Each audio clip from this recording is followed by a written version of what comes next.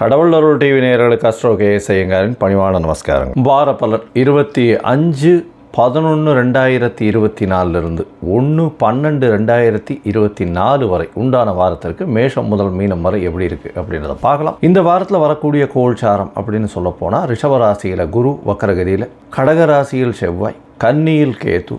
இந்த வாரத்தில் பார்த்தலைன்னா விருச்சிகத்தில் சூரியன் மற்றும் புதன், சுக்கிரன் தனுசுல பரிவர்த்தனை யோகத்தில் இருக்கார், கும்பத்தில் சனி, மீனத்தில் ராகு. இந்த வாரத்தில் பார்த்தலையானால் சிம்ம ராசி உத்திர நட்சத்திரத்தில் சந்திரன் பிரவேசிக்கிறார்.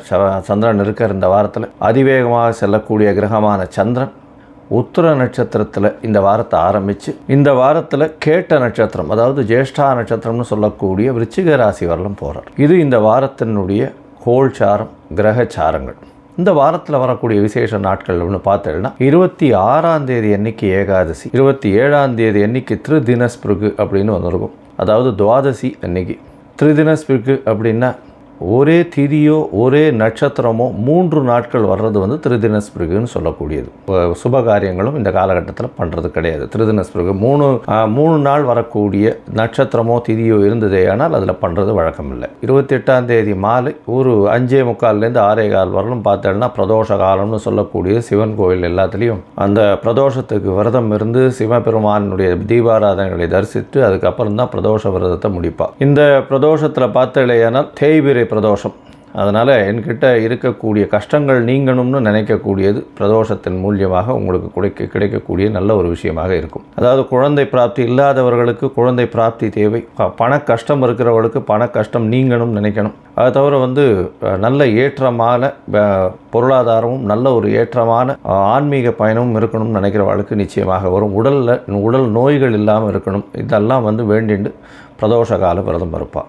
அமாவாசை 1ஆம் தேதி அன்னைக்கு வருது. 1/12/2024 கார்த்திகை அமாவாசை. சூரியனும் சந்திரனும் சேரக்கூடியது விருச்சிக ராசியில் சேர்றார். இது அமாவாசையும் சரி பௌர்ணமியும் சரி மிகப்பெரிய ஏற்றமான காலம். பௌர்ணமின்றது சூரியனும் சந்திரனும் 2 பேருமே ஒளி பொருந்திய காலகட்டம். அதாவது டே அண்ட் நைட் 2மே வெளிச்சமாக இருக்கக்கூடிய காலகட்டம். அதனால் இதில் பௌர்ணமியில் பிறந்தவாளுகள்லாம் மிகப்பெரிய யோகம். அமாவாசை என்ற காலகட்டம் பார்த்தோன்னா சூரியனும் சந்திரனும் சேர்ந்து இருக்கக்கூடிய பாகையாக இருக்கும். ஒரே பாகையில் இருக்கக்கூடியது. அதனால் அமாவாசைன்னு சொல்லுவோம். இந்த அமாவாசையில் என்ன அப்படின்னா பித்ருக்களுக்கு செய்ய வேண்டிய கர்மாக்களை செய்வது மிகவும் நல்லது. அது தவிர இந்த காலகட்டத்தில் வேறு எந்த ஒரு முக்கியமான விஷயங்களும் எடுக்கிறதில்லை. அதாவது ஜோதிட சாஸ்திரத்தில் சொல்கிறது என்னென்னா இந்த அமாவாசை திதின்றது பார்த்தலையானால் எக்ஸ்க்ளூசிவாக பித்ருக்களுக்கு செய்ய வேண்டிய கர்மாக்களை செய்வதற்குன்னு ஒதுக்கினது. அதனால் இந்த காலகட்டத்தில் விசேஷம் வீட்டில் பண்ணுறது அந்த மாதிரி எல்லாம் யாருமே பண்ணவும் கூடாது. இது பித்ருக்களுக்குன்னு ஒதுக்கப்பட்ட ஒரு நாள். அதனால் அன்றைக்கி உண்டான கடமைகளை செய்வது நல்லது. சரி, இந்த வாரம் எந்தெந்த ராசிக்காரர்களுக்கு சந்திராஷ்டமம்னு பார்ப்போம். இந்த காலகட்டத்தில் புதிய முயற்சி வேண்டாம்.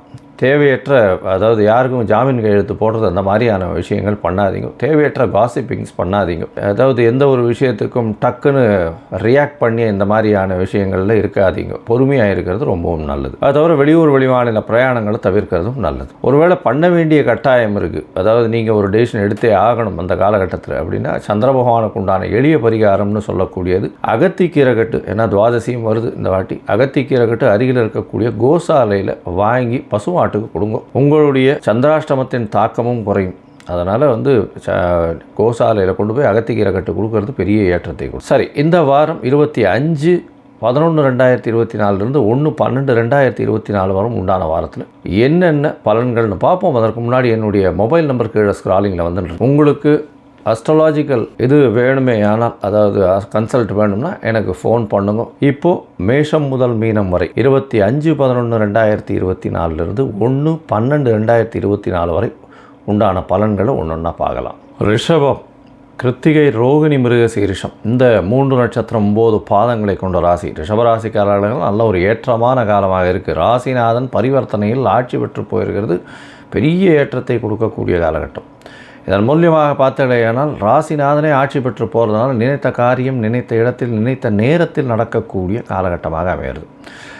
கலைத்துறையில் இருக்கிறவங்களுக்கெல்லாம் பெரிய ஏற்றம் கிடைக்கும். அதை தவிர பால் பதனிடுதல், அதை தவிர இந்த மின்சார பல்பு, அதுக்கப்புறம் இந்த துணி, வெள்ளை நிற துணி, அதை தவிர நூல் சம்பந்தப்பட்ட விஷயங்கள் இதெல்லாம் நல்ல ஒரு ஏற்றம் கொடுக்கும். கலைத்துறையில் இருக்கிறவங்களுக்கு பெரிய ஏற்றமும் மாற்றமும் இருக்கும். அது தவிர வந்து இந்த நகாசு வேலைகள்னு சொல்லக்கூடிய சூப்பர் ஸ்பெஷாலிட்டி பண்ணக்கூடிய எந்த ஒரு விஷயத்துலையும் எந்த ஒரு தொழிலையும் சூப்பர் ஸ்பெஷாலிட்டி பண்ணிட்டு இருக்கவங்களுக்கு பெரிய ஏற்றம் கிடைக்கக்கூடிய காலகட்டமாக அமையும். இந்த வாரத்தில் பார்த்தலையானால் உங்களுடைய ராசியிலேயே வந்து பரிவர்த்தனை யோகத்தில் சுக்கிரன் ஆட்சி பெற்று போகிறது பெரிய ஏற்றம். நினைத்தது எல்லாமே நடக்கக்கூடிய காலம், கவலைப்பட வேண்டாம். ராசிக்கு பார்த்தேன்னா குரு வக்ரகதியில் இருக்கிறதும் விசேஷம். ஏன்னா உங்களுடைய ராசிக்கு 11ஆம் அதிபதி குரு, 8-11 அதிபதி, 8ஆம் இடம் பரிவர்த்தனையில் ஆட்சி பெற்று போகிறார் உங்கள் ராசிநாதன். 11ஆம் இடத்துல ராகு பகவான் அவருக்கு வீடு கொடுத்தவர் வக்ரகதியில் இருக்கிறது ரொம்ப விசேஷம். அதன் மூலியமாக உங்களுக்கு அதீத லாபம் வரும். தொழிலில் அதீதமான ஒரு ஏற்றம் கிடைக்கக்கூடிய காலகட்டம். யாரையுமே கவலைப்பட வேண்டாம். புதிய தொழில்கள் எல்லாத்துலேயுமே உங்களுக்கு நல்ல ஒரு ஏற்றம் கிடைக்கும். வேலை செய்கிற இடத்துல ப்ரமோஷன் கிடைக்கக்கூடிய காலகட்டம். வேலை செய்கிற இடத்துல திடீர் பணம் வரக்கூடிய காலகட்டமாக அமைய போகுது. ராசிக்கு 5ஆம் இடத்துல, அதாவது 5ஆம் இடத்துல கேது பகவான் இருக்கிறதுனால கர்ப்பிணி பெண்கள் கொஞ்சம் ஜாகிரதையாக உடல் நலத்தை பார்த்துக்கிறது ரொம்ப நல்லது. ஏன்னா தனித்த கேது வக்கரகுருவின் பார்வையில் இருக்கிறது அந்த அளவு விசேஷம் இல்லை. பொறுமையாக ஜாகிரதையாக இருக்கிறது நல்லது. 3ஆம் இடத்துல இருக்கக்கூடிய செவ்வாய் பகவான் 12ஆம் அதிபதி 3ஆம் இடத்துல நீச்சப்பட்டு போயிருக்கிறது. மறைவு ஸ்தானத்தில் இருக்கிறது. சப்தமாதிபதி மறைவு ஸ்தானத்தில் இருக்கிறார். அதுவும் நீச்சப்பட்டு போயிருக்கிறதுனால கண்டிப்பாக பார்ட்னர்ஷிப் பிஸ்னஸை சிறு தொல்லைகள் வரும். எதிர்பாலினத்தவர் மூலியமாக சிறு தொல்லைகள் வரும். நண்பர்கள் மூலியமாக சற்று பிரச்சனைகள் வரக்கூடிய வாய்ப்புகள் உண்டு. ராசிக்கு சப்தமத்தில் சூரியனும் புதனும். அதனால் சப்தமாதிபதின்னு சப்தமத்தில் போய் சூரியன் உட்காந்து சப்தமாதிபதியும் நீச்சமாயிருக்கிறார்.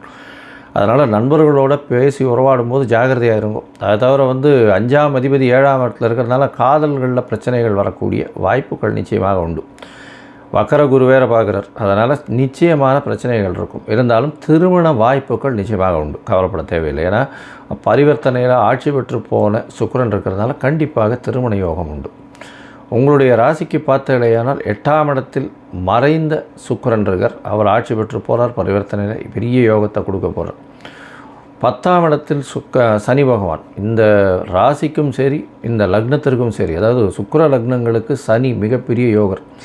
ரிஷபத்துக்கு 9-10 ஒரு திரிகோண கேந்திரத்துக்கு அதிபதியாக வர்றதுனால அவர் எந்த இடத்துல இருந்தாலும் அந்த இடத்துக்கு உண்டான மிகப்பெரிய லாபத்தை கொடுத்தே தீர்வார்.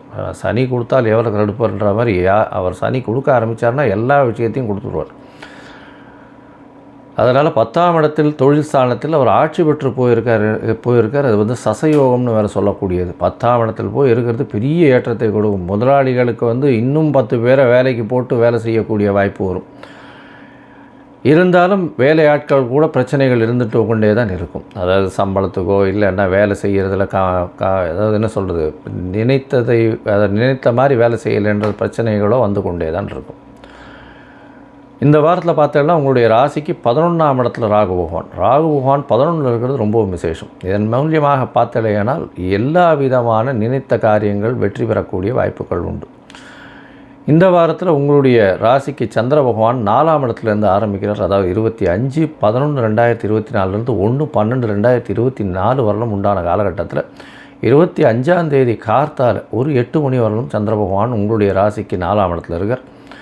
திக்பலம் பெறுறது பெரிய விசேஷம். ஆட்சி பலத்திற்கு சமம். அதனால் வந்து நல்ல ஒரு ஏற்றம் இருக்கும். தாயின் உடல்நிலையில் நல்ல ஒரு ஏற்றம்.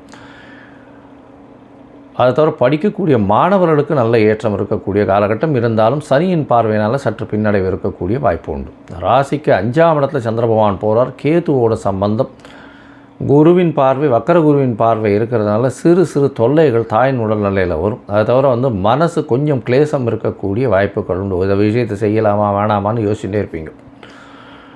இந்த 5ஆம் இடத்துல போகும்பொழுது பார்த்தேனால், அதாவது 25ஆம் தேதி காலையிலிருந்து 27ஆம் தேதி மாலை ஒரு 6:45 மணி வரலும் இருக்கக்கூடிய காலகட்டம். அதில் வந்து முக்கியமான டெசிஷன்ஸ் எல்லாம் எடுக்காதீங்க, பொறுமையாக இருக்கிறது நல்லது.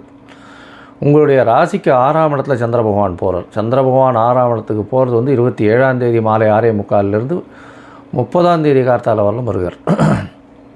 30ஆம் தேதி காலை வரலும் இருக்கக்கூடிய காலகட்டமாக அமையிறது. இந்த காலகட்டத்தில் பார்த்தேனால் உங்களுக்கு ஒரு அதாவது சந்திர பகவான் 6ஆம் இடத்துல போகும்பொழுது உங்களுக்கு ஒரு நல்ல ஒரு மாற்றத்தை ஏற்படுத்தும். ஏன்னா 3ஆம் அதிபதி 6ஆம் இடத்துல போகிறார். இன்னொரு மறைவு ஸ்தானத்துக்கு போகிறதுனால வேலையில் நல்ல ஒரு ஏற்றம் கிடைக்கும். புதிய வேலை கிடைக்கக்கூடிய வாய்ப்புகள் நிச்சயமாக உண்டு. அது தவிர பார்த்தோன்னா இளைய சகோதரர்கள் மூலியமாக நல்ல ஒரு ஏற்றம் கிடைக்கக்கூடிய காலகட்டமாக அமையும். உங்களுடைய ராசிக்கு பார்த்தேனால் 7ஆம் இடத்துல சந்திர பகவான் போகிறார். அதாவது 30ஆம் தேதி காலையிலிருந்து 2ஆம் தேதி காலை ஒரு 4:30-5 மணி வரலும் இருக்கக்கூடிய காலகட்டமாக அமைகிறது. இந்த காலகட்டத்தில் பார்த்தேனால் சந்திரன் உங்களுடைய ராசிக்கு சமசப்தமத்தில் இருக்கார். சூரியன், சந்திரன், அதை தவிர புதன் 3, 4, 5 2, 3, 4, 5 அதிபதி 4 பேரும் சேர்ந்து இருக்கா. அதனால் ஒரு பெரிய ஏற்றத்தை கொடுக்க போகிறார். பணம் வரவுக்கு, அதாவது எதிர்பாலினத்தவர் மூலியமாக பணம் வரும். பார்ட்னர்ஷிப் பிஸ்னஸில் பெரிய ஏற்றம் கிடைக்கக்கூடிய காலகட்டம். தாயின் உடல்நிலையில் சற்று பின்னடைவு இருந்தாலும் பெரிய ஏற்றம் கிடைக்கும். 7ஆம் இடத்துல சந்திரன் இருக்கும்போது பரிவர்த்தனை யோகம். செவ்வாயும் சந்திரனும் பரிவர்த்தனை பெற்று செவ்வாய் ஆட்சி பெற்றதற்கு சமமாக இருக்கும். சந்திரனும் ஆட்சி பெற்றார். நல்ல யோகமான காலமாக அமையப்போகிறது. இந்த வாரம் நீங்கள் ஸ்ரீரங்கம் ரங்கநாதரை போய் சேவிச்சுட்டு வாங்க. அங்கே முல்லைப்பூ ஒரு 5 முழம் வாங்கி பெருமாளுக்கு சாத்திட்டு வாங்க. உங்களுடைய வாழ்க்கையில் ஒரு பெரிய ஏற்றமான காலமாக இந்த வாரம் அமையும். கடவுள் அருள் டிவியை பார்த்தமைக்க நன்றிகள். மேலும் இது போன்ற தகவல்களை தெரிந்து கொள்ள கடவுள் அருள் டிவியை சப்ஸ்கிரைப் செய்யுங்கள். மறக்காமல் பெல் ஐக்கானை கிளிக் செய்யுங்கள்.